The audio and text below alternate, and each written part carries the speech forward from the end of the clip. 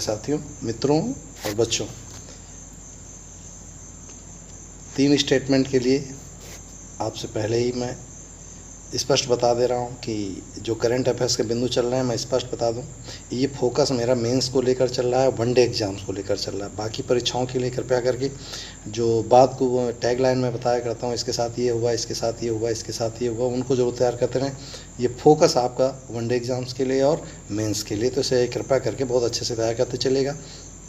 कुल मिला के हम पूरे हफ्ते में आपसे 7 से 8 घंटे मांगते हैं। भाई सुबह हम आते हैं 9 से 9:30, शाम को आते हैं 7 से 7:30, और प्रत्येक संडे को 9:30 बजे से लेकर 11:30-12 बजे तक हम आपसे समय मांगते हैं। कुल मिला के 9-10 घंटे हम कुल जोड़ लिया जाए तो 7-8 घंटे हम आपसे मांगते हैं। और अगर आपके पास ये 7-8 घंटे भी नहीं है अपने कैरियर के लिए, अपने भविष्य के लिए, आने वाले सुनहरे सपनों के लिए, वो सपने के लिए जो आपने कभी पाल रखा होता है मन में, उन सपनों को कोई पंख देना चाहता है, तो आपकी नैतिक जिम्मेदारी बनती है कि उसका समर्थन करें। उसके लिए इस ना करें कि उसका कोई स्वार्थ है, आप इसलिए करें क्योंकि हमने उसके लिए सपने संजो रखे होते हैं अपने मस्तिष्क में। उन्हीं सपनों के लिए हम जीते, उन्हीं सपनों के लिए मरते हैं। कृपया करके बिना कुछ सोचे समझे, बिना कुछ जाने अपने लक्ष्य के प्रति ओरिएंटेड रहें। बहुत जल्द हम आपके लिए बढ़िया सा टॉपिक लेकर आए। संडे को मत गायब होइएगा, बहुत इंटरेस्टिंग टॉपिक लेकर हम आपको आए। उम्मीद है आप 9 से 9:30 बजे आप सारा काम छोड़कर राम कली राम भरोसे कह दीजिएगा, भाई 2-2.5 घंटे हमें समय दे दीजिए। एक व्यक्ति है जो पीछे पड़ा है हमारे कुछ अच्छा करने के लिए, तो चलिए आप सबको जोड़िए और 9:30 बजे मिलिए। मुझे बड़ी खुशी है कि जो वीडियो मैंने 2.5 घंटे उस दिन पढ़ाया, 2 घंटे 20 मिनट या 2.5 घंटे के आसपास मैंने पढ़ाया, और उसे 300 लोग लाइव देख रहे थे। 82 लोग तो एट द टाइम थे करंट पे, और 300 लोग उसको कहीं ना कहीं से देख रहे थे। और बहुत ही अच्छी बात लगी कि कम से कम 300 लोग ऐसे हैं जो जानना चाहते हैं, जो सीखना चाहते हैं। चलिए आप उनमें से एक हैं, इसका हमें गर्व और खुशी भी है, और हम उसमें आपके कहीं सफलता की सीढ़ी का एक पायदान बन सकें, उसमें हमें बहुत गर्व महसूस होगा और बड़ी खुशी होगी। हमारा स्वार्थ इतना है कि आपके नाम के आगे कुर्सी लग जाता है तो हम गर्व से और फूल जाते हैं। मोदी का 56 है, मेरा दूना हो जाता है। चलिए हमारे प्रयासों के लिए आप थोड़ा सा प्रयास करिए और बहुत अच्छा होगा, बहुत अच्छा होगा। हमेशा हम कहा करते हैं, टैगलाइन नोट कर लीजिए हर लोग अपने अपने कापी पे लिख लीजिए, अपने यूट्यूब की फेसबुक के जहाँ पर आप अपना लोगो लगाते हैं राम कली राम भरोसे का, जिसका भी उसमें लिख दीजिए, बहुत बड़ा आदमी बनने से अच्छा है बहुत बढ़िया आदमी बने, और नीचे मेरा नाम लिखिएगा। मैंने ना कॉपी नहीं करी, ये मेरा खुद का है। चलिए शुरू करते हैं सेशन। आप नोट कर लीजिए, बहुत बड़ा आदमी बनने से अच्छा है बहुत बढ़िया आदमी बना जाए, जीवन बहुत बेहतर होगा, है ना। चलिए टैगलाइन बनाइए सब लोग अपने कोचिंग का, ये अपना कोचिंग का उद्देश्य ही है कि बहुत बड़ा आदमी बनने से अच्छा है बहुत बढ़िया आदमी बना जाए। और जब आप बढ़िया आदमी बनेंगे, विश्वास रखिए बड़े आदमी तो आप हो गए यार। चलिए शुरू करते हैं अपना सेशन। मस्त संडे को मत गायब होइए, 9:30 बजे सबको जगा दीजिएगा। सारे काम छोड़कर 9:25 पे बैठ जाया कर मोबाइल के सामने, और जल्दी जल्दी से लिंक भेज दिया करिए सबको कि सर चलिए हम आपके साथ हैं, आप हमारे लिए कर रहे हैं, हम आपके लिए इतना ही कर दें उपकार के हम बैठ के देख लें। यस चलिए अभी चर्चा में किस देश में चीन ने स्वतंत्रता को लेकर विरोध हो रहे हैं। अभी चर्चा में रहे किस देश में चीन से स्वतंत्रता को लेकर विरोध हो रहे हैं, तो जापान, ताइवान, ईरान और सिंगापुर। तो आपको अच्छे से पता, ताइवान में जब से वहाँ की नई जो प्राइम मिनिस्टर बनी है, उन्होंने आफत कर रखी है चाइना के ऊपर, 1 नेशन 2 पॉलिसी को लेकर वहाँ पर बड़ा बवाल मचा हुआ है ना। तेंग सी इन जो उनका नाम था, मैंने आपको बताया था, वो नई वहाँ की राष्ट्रपति बनी है। तो वो कह रहे हैं 1 नेशन 2 पॉलिसी सिस्टम के लिए उन्होंने शर्त रखी थी, लेकिन अब 1 नेशन 1 पॉलिसी अगर लाएंगे तो चीन और ताइवान एक ना हो जाएंगे, जबकि ताइवान को ऑटोनॉमस किया गया था। चलिए बताते, चीनी गृह युद्ध में चीन की नेशनलिस्ट पार्टी और कम्युनिस्ट पार्टी के बीच जंग में 1949 में जब माओ से तुंग की कम्युनिस्ट पार्टी जीत गई, यही तुंग है माओ से तुंग जिसने भेजा था चाउ एन लाई को, तब चांग काई शेक अपने समर्थकों के साथ ताइवान चले गए थे। तब से लेकर अब तक इस बात को लेकर संघर्ष जारी है कि कौन असली चीन का प्रतिनिधित्व करता है। 1971 में चीन का अमेरिका का चीन के प्रति झुकाव व बड़े बाजार की खोज की लालसा के कारण ताइवान को संयुक्त राष्ट्र सुरक्षा परिषद के सदस्य पद से हटा दिया गया था। वर्तमान ताइवान सरकार की 1 कंट्री 2 सिस्टम का खुलकर विरोध और होना भी चाहिए, हम सबको करना चाहिए कि भाई जब आपकी शर्तें लगी थी कि आप 1 नेशन 2 पॉलिसी रखेंगे तो 2 सिस्टम होना चाहिए। यानी कि एक लाइन समझ, इसका मतलब समझ लीजिए। जैसे जब चाइना अलग हुआ, ध्यान सुन लीजिएगा, जब ताइवान, ध्यान सुन लीजिएगा अच्छे से, आप 1 नेशन 2 सिस्टम का मतलब समझिए, चाइना है ये ताइवान है, ध्यान सुनिएगा। जब इसको ब्रिटिशर्स ने छोड़ा तो इनसे ये कह कर कहा, क्योंकि छोटा देश था, इसको उससे सर्वाइव करना मुश्किल था, तो उन्होंने कहा था चीन हम आपको तब हस्तांतरित कर सकते हैं ताइवान जब आप इनके आंतरिक मामलों में हस्तक्षेप नहीं करेंगे। यानी आपका वन नेशन तो हो गया, ध्यान सुन लीजिएगा, ये वन नेशन तो हो गए, यानी ये दोनों एक नेशन हम एक्सेप्ट कर लेते हैं, लेकिन आपकी पॉलिसी केवल यहाँ तक काम करेंगी, यहाँ पर नहीं काम करेंगे, स्वतंत्र रहेंगे, यानी ये डेमोक्रेट रहेंगे, आप कुछ करते रहो। अब समझ आई मेरी बात, वन नेशन टू सिस्टम की। लेकिन चीन क्या कह रहा है, नहीं नहीं भाड़ में गया वो समझौता, अब वन नेशन वन पॉलिसी, यहाँ भी और यही नहीं, हांगकांग को भी लेकर वो कह रहा है कि वन नेशन टू सिस्टम नहीं चलेगा, वन नेशन वन सिस्टम चाहिए। तो तानाशाही है यार, सब खुलकर विरोध करिए चीन का, मत लीजिए कोई सामान, जस्ट यही एक विरोध है, उसको अकल आनी चाहिए ना। हमारे लिए हुए, आप कहते हैं मेरे करने से क्या हो जाएगा, अरे भाई एक एक करके सब लोग मिलके करो तभी ना कुछ हो पाएगा। मैं नहीं, हम नहीं करेंगे, आप करते हो, आप करते रहो, हम नहीं लेंगे उसका कोई सामान बस। और जब हम नहीं लेंगे तो पड़ोसी भी कहेगा हम नहीं लेंगे, और एक समय आएगा कोई नहीं लेगा और चीन सुधर जाएगा। यही उसकी, क्यों भाई, बंदूक गोली चलाने के लिए गोली का तो पैसा चाहिए ना, अब गोली का पैसा ना होगा ना, तब सुधार समझ में आ जाएगा। चलिए शुरू करें। भारत से बाहर पहला योग विश्वविद्यालय किस देश में खुला, लिखने में गड़बड़ हो गया, फिर भी भारत से बाहर पहला योग विश्वविद्यालय किस देश में खोला जाएगा, तो यूएसए में खोला जाएगा, अमेरिका में खोला जाएगा। भारत के बाहर दुनिया का पहला योग विश्वविद्यालय, समझ आ गए होंगे। 6वें अंतर्राष्ट्रीय योग दिवस पर इसका ऐलान किया जाएगा, है ना। इस विश्वविद्यालय को स्वामी विवेकानंद के नाम पर नाम इसका रखा जाएगा ना। कहाँ पर खोला जाएगा, लॉस एंजल्स में खोला जाएगा, जो यूएसए का एक बहुत प्रसिद्ध शहर है। वह पाठ्यक्रम लाए जाएंगे जिनका संबंध केवल योगा से होगा। तो देखें क्या है, संयुक्त राष्ट्र 21 जून को विश्व स्तर पर अंतर्राष्ट्रीय योग दिवस मनाता है। किसकी पहल पर, ध्यान रखिएगा, अब नरेंद्र मोदी जी ने किया था इसकी पहल, है ना। अंतर्राष्ट्रीय योग दिवस 2020 का विषय yoga for health, yoga at home, घर पे रहो योगा करो, यही आपकी थीम होगी। चलिए, कम उम्र में मुख्यमंत्री बनता, तुम कम उम्र में आईएएस नहीं बन सकते दुष्टों। चलिए, मुख्यमंत्री मातृपुष्टि योजना किस राज्य सरकार द्वारा संचालित हो रहा है, ध्यान रखिएगा, मुख्यमंत्री मातृपुष्टि योजना किस राज्य सरकार द्वारा संचालित हो रहा है, त्रिपुरा राज्य सरकार द्वारा ये शुरू किया। क्या है देखते, मुख्यमंत्री मातृपुष्टि उपहार योजना करने की घोषणा। इस योजना का मुख्य उद्देश्य गर्भवती और स्तनपान कराने वाली महिलाओं को पोषण किट प्रदान करना, ताकि शिशु और मातृ मृत्यु दर यानी इन्फेंट मोर्टेलिटी IMR और MMR, infant mortality rate note करिए, IMR इसका मतलब होता है इन्फेंट, छोटी परीक्षाओं के लिए इतना पर्याप्त है, मोर्टेलिटी रेट, ये रेशियो आप कुछ कर सकते, तो इट इज IMR, इसे शिशु मृत्यु दर कहते हैं। अगला है MMR, M का मतलब होता है मदर मोर्टेलिटी रेट, मातृ मृत्यु दर, जन्म देते ही कितनी महिलाएं मृत्यु को प्राप्त हो जाती उन्हें मातृ मृत्यु दर कहते हैं। जन्म लेते ही कितने शिशु मर जाते हैं उन्हें हम शिशु मृत्यु दर कहते हैं ना। आप चलिए कमेंट बॉक्स बताइए MMR IMR कितना है। चलिए, त्रिपुरा के मुख्यमंत्री हैं बिप्लब कुमार देव, ऊपर दिखाई चुका है। राज्यपाल रमेश बैस। त्रिपुरा राजधानी बताइए त्रिपुरा राजधानी अगरतला। यस, चलिए, ये बढ़िया हैंडसम टाइप का फिगर देखिए। यस, इंग्लिश प्रीमियर लीग 2019-20 किसने जीती, नोट करेंगे। इंग्लिश प्रीमियर लीग 2019-20 किसने जीती, तो लिवरपूल ने जीती। ये क्या है, एक फुटबॉल प्रतियोगिता है।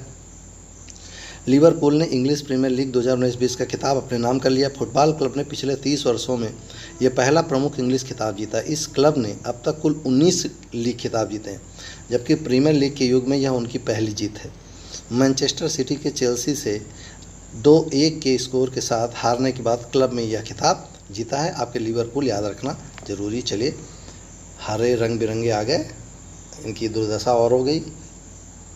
जब आपकी नीयत अच्छी नहीं होगी तो बरकत नहीं होगी, और यही हाल इस पाकिस्तान का, नीयत अच्छी नहीं, गड़बड़ यही है। FATF की नई सूची में पाकिस्तान को किस श्रेणी में रखा गया है, तो भैया ग्रे श्रेणी में रखा गया। हम भी एक बार ग्रे श्रेणी से गुजर चुके हैं। FATF ने पाकिस्तान को ग्रे सूची में बनाया है। आतंकवादी वित्त पोषण के यानी टेरर फंडिंग, आपने सुना होगा, टेरर फंडिंग के लिए मुकदमा चलाने और दंडित करने में विफल होने के लिए दुनिया भर में आतंकवादी वित्त पोषण पर निगरानी रखने वाले वित्तीय कार्रवाई टास्क फोर्स यानी फाइनेंशियल एक्शन टास्क फोर्स ने ग्रे सूची में रखने की घोषणा की। यह निर्णय कोविड-19 महामारी के कारण वर्चुअली आयोजित वित्तीय कार्रवाई बल की तीसरी और अंतिम बैठक में लिया गया है। यह बैठक चीन के जियांग लियू की अध्यक्षता में आयोजित की गई। चीन जो उनका समर्थक है प्रबल, उसी ने ये समर्थन किया था कि ग्रे सूची में रखो। ध्यान रखिएगा, अगर आप अपने पड़ोसी को अपने से बेहतर बनाने का प्रयास करेंगे तो आपका पड़ोसी आप पे हावी हो जाएगा। तो हमेशा पड़ोसी चाहता है कि हमारा पड़ोसी नीचा बना रहे तो मेरा आधिपत्य स्वीकार किए रहेगा। चीन भी यही चाहता है कि पाकिस्तान उठने ही न पाए और हमेशा गिड़गिड़ाता रहे, और पाकिस्तान इस बेवकूफ़ को समझ में नहीं आता कि हमें सुधार करना चाहिए। चलिए, FATF का फाइनेंशियल एक्शन टास्क फोर्स का मुख्यालय कहाँ है? पेरिस, फ्रांस में। FATF की स्थापना हुई 1989 में, है ना। उम्मीद है आपको अच्छे से समझ में आ रहे हैं। देखिए, हैंडसम टाइप का हमारा एयरपोर्ट है। AWMS तकनीक का उपयोग करने वाला भारत का पहला एयरपोर्ट कौन सा है? ध्यान से, AWMS तकनीक का उपयोग करने वाला भारत का पहला एयरपोर्ट है बेंगलुरु इंटरनेशनल एयरपोर्ट लिमिटेड, जो कि कैंपेगौड़ा इंटरनेशनल एयरपोर्ट को अभी संचालन करता है। 2 हो गए ना, एक तो हो गया बेंगलुरु BIAL और कैंपेगौड़ा का, दोनों का संचालन करता है। अपने नए रनवे के दोनों छोरों पर स्वदेशी रूप से विकसित एविएशन, देखिए aviation weather AW monitoring system, फिर से नोट करेंगे, एविएशन, इसको ज़रा लिख लेंगे, AWMS का full form aviation weather monitoring system. ये है aviation weather monitoring system AWMS। अब ये क्या है मैं आपको बता दूँ। होता क्या है, कभी कभी मौसम एकदम से ख़राब होने के कारण वायुयान नीचे उतरने में अक्षम हो जाते हैं। उसको सुधारने के लिए तकनीकी निश्चित की गई AWMS, जिससे आसानी से इनकी लैंडिंग कराई जा सके। तो राष्ट्रीय एरोस्पेस प्रयोगशालाओं का मुख्यालय कहाँ है? बंगलोर, भारत में। और राष्ट्रीय एरोस्पेस प्रयोगशालाओं के निदेशक कौन है? जितेंद्र जे माधव। चलिए अगले चलते हैं। चर्चा में इंटरनेशनल मॉनेटरी फंड ने भारतीय अर्थव्यवस्था को कितने प्रतिशत तक गिरने का अनुमान लगाया है? तो 4.5% तक गिरने का अनुमान है किसका? भारतीय अर्थव्यवस्था का। अंतर्राष्ट्रीय मुद्रा कोष ने भारतीय अर्थव्यवस्था के वित्त वर्ष 2021 में 4.55 की भारी गिरावट का अनुमान लगाया है, जो कि अप्रैल 2021 के महीने में 1.9% वृद्धि का अनुमान जारी किया गया है। अंतर्राष्ट्रीय संगठन ने भारत में इसे अब तक की हिस्टोरिक लो यानी ऐतिहासिक कमी कहा है। नोट कर लीजिएगा, हिस्टोरिक लो का मतलब होता है अब से पहले कभी नहीं हुआ। भारतीय अर्थव्यवस्था संकुचन का कारण कोविड-19 महामारी को बताया गया। निश्चित है हम ही नहीं, पूरी दुनिया इस समय बहुत बुरी स्थिति में। कोई बात नहीं, हम बहुत तेज़ी से ग्रोथ करेंगे यार। ग्रोथ हमारी 9% होंगी, हम पूर्ण विश्वास है। आप सब बस अपना काम ईमानदारी से करते रहिए। चलिए, navigation the new normal, note करिए, नेविगेशन द न्यू नॉर्मल नामक अभियान किसने और किस उद्देश्य से शुरू किया? नीति आयोग ने शुरू किया व्यवहार परिवर्तन। ये क्या है? अरे मेरे भाई, कोविड-19 के दौरान लोगों को पागलपन के दौरे शुरू हो गए। कब तक लोग बंद रहें, कब तक लोग अपने संसाधनों को खाएं? इवन FD तोड़ दी, लोगों ने ज़मीन बेच दी, जेवर बेच दी, कहाँ से आप खाएंगे?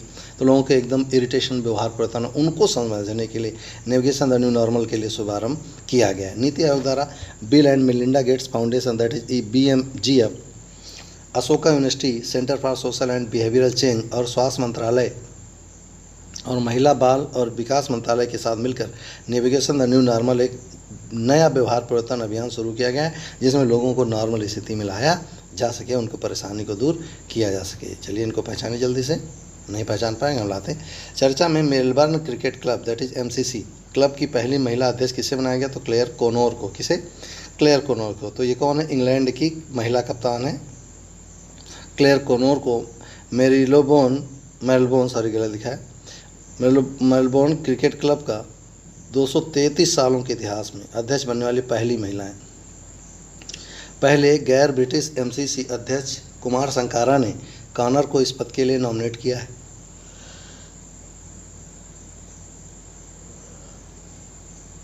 कॉनर वर्तमान में इंग्लैंड और वेल्स क्रिकेट बोर्ड में महिला क्रिकेट के प्रमुख पद पर कार्य कर रही हैं।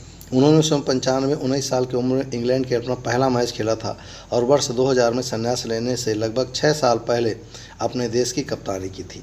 मेलबोर्न क्रिकेट क्लब की स्थापना हुई थी 1787। वो बहुत पुरानी संस्था है। मेलबोर्न क्रिकेट क्लब का मुख्यालय कहाँ? लंदन, यूनाइटेड किंगडम में। चलिए देखते हैं, बड़ा इंटरेस्टिंग ये भी है, पिक्चर नहीं है यार, देखते क्या है। टोरंटो फिल्म फेस्टिवल का ब्रांड एम्बेसडर किसे बनाया गया? नोट करेंगे, टोरंटो फिल्म फेस्टिवल का ब्रांड एम्बेसडर प्रियंका चोपड़ा अनुराग कश्यप को बनाया गया। बॉलीवुड अभिनेत्री प्रियंका चोपड़ा और फिल्म निर्माता अनुराग कश्यप का नाम टोरंटो इंटरनेशनल फिल्म फेस्टिवल 2020 के 45वें संस्करण के 50 एम्बेसडर्स में शामिल किया गया। इस साल 45वें संस्करण टोरंटो इंटरनेशनल फिल्म फेस्टिवल को वर्चुअली आयोजित किया जाए, जान गए होंगे, यानी ऑनलाइन। TIFT का यह 45वां संस्करण 10 से 19 सितंबर के दौरान आयोजित किया जाएगा। टोरंटो अंतर्राष्ट्रीय फिल्म महोत्सव हुआ था 1976 में। फिल्म महोत्सव मुख्यालय कहाँ? टोरंटो, कनाडा में। कनाडा की राजधानी एनीवन? नहीं पता? लिखिए नीचे जल्दी से। Yes, Ottawa. क्या है? ओटावा। यातना पीड़ितों को समर्पित दिवस कब मनाया जाता है? नोट करेंगे, यातना पीड़ितों को समर्पित दिवस कब मनाया जाता है? तो 26 जून को मनाया जाता है। यातना पीड़ितों के समर्थन में संयुक्त राष्ट्र अंतर्राष्ट्रीय दिवस 26 जून को दुनिया भर में मनाया जाता है। यह दिवस संयुक्त राष्ट्र द्वारा, नोट करेंगे, अभी यूनाइटेड नेशन लिखना पड़ेगा आपको, मानवीय अत्याचारों के बारे में लोगों को जागरूकता बढ़ाने के लिए मनाया जाता है, जो न केवल अस्वीकार बल्कि अच्छा में भी है। अब आप समझ लीजिए पहले ये है क्या यातना। मानसिक हो, शारीरिक हो, आर्थिक हो या सामाजिक हो, किसी रूप में अगर आप किसी को आप यातना देते हैं तो वह यातना पीड़ितों को समर्थन में भैया उनका कोई यातना ना दी जाए, 26 जून को दिवस मनाया जाता है। संयुक्त राष्ट्र का मुख्यालय न्यूयॉर्क में, संयुक्त राज्य अमेरिका में। इसकी स्थापना 24 अक्टूबर 1950, बहुत बार पढ़ चुके हैं। एंटोनियो गुटेरेस इसके वर्तमान में महासचिव हैं। चलिए, ये था हमारा सेशन। आज हम आपके लिए बहुत महत्वपूर्ण चीज़ लेके आए हैं। चैंपियनशिप विम्बल्डन बहुत आप कहा करते हैं ये विम्बल्डन ये जीता वो जीता। आज उसकी पूरी कहानी हम आपके सामने लेकर आए। हम प्रतिबद्ध हैं आपको अच्छा से अच्छा पढ़ाने के लिए। आप प्रतिबद्धता दिखाइए अच्छे से अच्छा पढ़ाने की। चलिए शुरू करते हैं। विम्बल्डन टेनिस टूर्नामेंट विस्तार से जाने पूरी कहानी। ये है उसका पदक, ये है उसकी शील्ड। चलिए मैं आपको एक एक कहानी सुनाता हूँ। उम्मीद है आप इसे PDF डाउनलोड कर लीजिएगा। बहुत व्यस्त हैं फिर भी नोट कर लेंगे तो आपको भविष्य में कभी अपने बच्चों को पढ़ाने में आपको दिक्कत नहीं होगी। आप मेरे बच्चों जैसे, मुझे आपको पढ़ाने में दिक्कत नहीं होती, आपको भी नहीं होनी चाहिए। विम्बल्डन दुनिया का सबसे पुराना और सबसे प्रसिद्ध टेनिस टूर्नामेंट है। पहला विम्बल्डन 1877 में आयोजित किया गया था। विम्बल्डन ओपन का आयोजन लंदन के विम्बल्डन में ऑल इंग्लैंड लॉन टेनिस और क्रिकेट क्लब द्वारा की जाती है, क्रिकेट क्लब द्वारा की जाती है। और जून के अंत के 2 सप्ताह से जुलाई की शुरुआत तक, नोट करेंगे, जून के अंत के 2 सप्ताह से यानी 15 जुलाई के बाद जुलाई की शुरुआत तक चलती, यानी 15 जून से 15 जुलाई के बीच 4 प्रमुख टूर्नामेंट ग्रैंड स्लैम में से एक है जो साल भर में होता है। अन्य grand slam Australian open, French open, US open और एक हो गया विम्बल्डन ओपन। कई लोग मुख्य रूप से इससे लंबे इतिहास परंपरा शुरुआत के कारण विम्बल्डन को टेनिस के खेल में जीतने के लिए सबसे प्रतिष्ठित टूर्नामेंट, यानी आप इसको जीत गए तो आप सभी जीत सकते हैं। इतिहास क्या सुनते हैं। इसकी शुरुआत 1887 में पहला मैच खेला गया और इसका नाम उस स्थान के नाम पर रखा गया जहां इसे पहली बार खेला गया था। द ऑल इंग्लैंड क्लब जो लंदन के उपनगरीय इलाके में विम्बल्डन नामक स्थान पर स्थित है, यह तब से उसी स्थान पर खेला जाता है, यानी लंदन में। विम्बल्डन चैंपियनशिप एकमात्र ग्रैंड स्लैम इवेंट है जो पारंपरिक घास कोर्ट में खेला। नोट करिए, घास के मैदान में, कोई लाल बजरी में, कोई हरी बजरी में और कोई कोर्ट में खेला जाता है। तो नोट करिएगा, तो ये घास पे खेला जाता है। इस क्लब की स्थापना 1868 में हुई थी, जिसे शुरू में केवल ऑल इंग्लैंड क्रिकेट क्लब के रूप में जाना जाता था। प्रारंभिक वर्षों के दौरान केवल पुरुषों को टूर्नामेंट में भाग लेने की अनुमति हुआ करती थी। विम्बल्डन टूर्नामेंट के पहले विजेता स्पेंसर गोरे थे। नोट करेंगे, कौन थे? स्पेंसर गोरे, है ना, नोट कर लीजिएगा। विम्बल्डन टेनिस टूर्नामेंट परंपरा कब से आई? विम्बल्डन चैंपियनशिप पहली बार शुरू किए जाने के बाद से बहुत कुछ बदल गया। विम्बल्डन टूर्नामेंट के दौरान कई परंपराओं का पालन किया था। अनिवार्य स्ट्रॉबेरी और क्रीम, जो 28,000 किलो अंग्रेजी स्ट्रॉबेरी और 7,000 लीटर क्रीम के रूप में अनुमानित है, शाही परिवार के नाम के साथ गहरा जुड़ा है। सफ़ेद या लगभग सभी सफ़ेद ड्रेस कोड एक अनिवार्य आवश्यकता होती, समझ गए होंगे, इसमें सभी लोग वाइट ड्रेस पहनते हैं। विम्बल्डन एकमात्र ग्रैंड स्लैम है जो अपने खिलाड़ियों पर एक ड्रेस कोड लागू करता है। यह आवश्यक है, टूर्नामेंट में प्रवेश करने वाले किसी भी खिलाड़ी को लगभग पूरी तरह से सफ़ेद कपड़े पहनना चाहिए। उन खिलाड़ियों के लिए अयोग्य होने की संभावना रहती जो नियम का पालन नहीं करते, भगा दिए जाते। राशि क्या है, क्या खेल है? पुरुषों के एकल टूर्नामेंट विजेता के लिए ट्रॉफी एक खूबसूरत सिल्वर गिल्ट कप है जिसमें शब्दों को उकेरा गया है, the all England lawn tennis club single handed champion of the world, और विजेता का नाम 1877 के बाद के वर्ष के साथ लिखा जाता है। 2019 में पुरुषों को एकल टूर्नामेंट विजेता को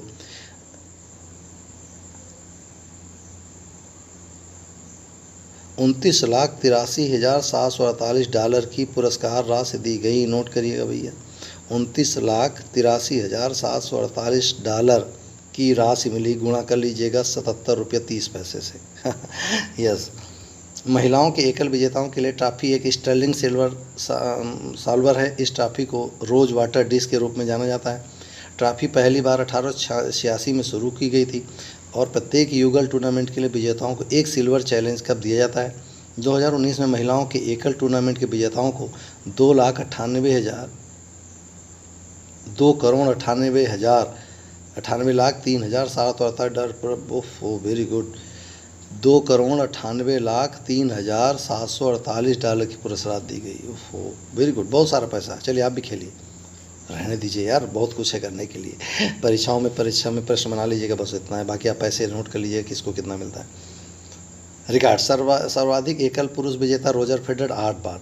सर्वाधिक एकल विजेता महिला मार्टिना नवरातिलोवा। अब आपका काम घर के लिए क्या, आप ब्रैकेट में सब में लिखिए कौन किस देश का है ना।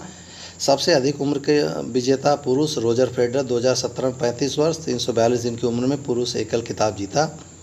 सबसे अधिक उम्र की विजेता महिला नवरातिलोवा ने यह खिताब जीता है 34 वर्ष 261 दिन की उम्र में, 40 वर्ष।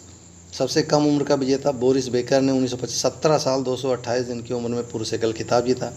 सबसे कम उम्र की विजेता महिला मार्टिना हिंगिस ने 15 साल 282 दिन की उम्र में लेडीज डबल्स चैंपियनशिप जीती। हो गुड।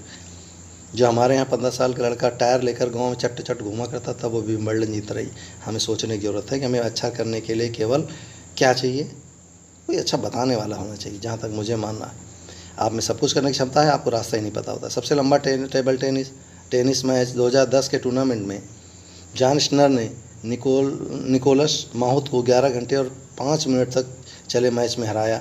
मैच 3 दिनों के अंतराल पर खेला गया। तो ओहो, सबसे लंबा टेनिस मैच है, 11 घंटे और 5 मिनट, 3 दिन मैच चला। Very good.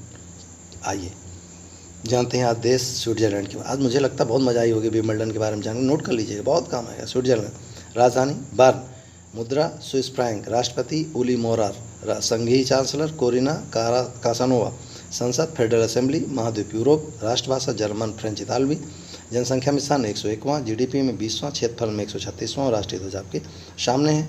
आपके लिए अभ्यास का प्रश्न। आज सेशन बढ़िया सा हो गया आपके लिए, पर्याप्त। आज के लिए अभ्यास का प्रश्न है आई ब्लड सर्विस। नोट करेंगे, आई ब्लड सर्विस किसके द्वारा जारी किया गया है? पीयूष गोयल, हर्षवर्धन, स्मृति ईरानी, कृष्णा सोबाती। आपको कमेंट्स बॉक्स में इसके बारे में हमको जवाब देना होगा कि आई ब्लड सर्विस किसने प्रारंभ की, इसकी शुरुआत किसके द्वारा की गई। उम्मीद है आपको अच्छा लगा होगा, आपकी अच्छी तैयारी हुई होगी और इसी तैयारी के साथ आप नेक्स्ट वीडियो में मिलेंगे अच्छी से नए तथ्यों के साथ, कुछ नया बिल्कुल ताज़ा लेकर आएंगे, भाव से भी ज़्यादा ताज़ा। आज फिलहाल इतना ही, मिलते हैं नेक्स्ट वीडियो में नई उम्मीदों के साथ, नए जोश के साथ। फिलहाल जय हिंद।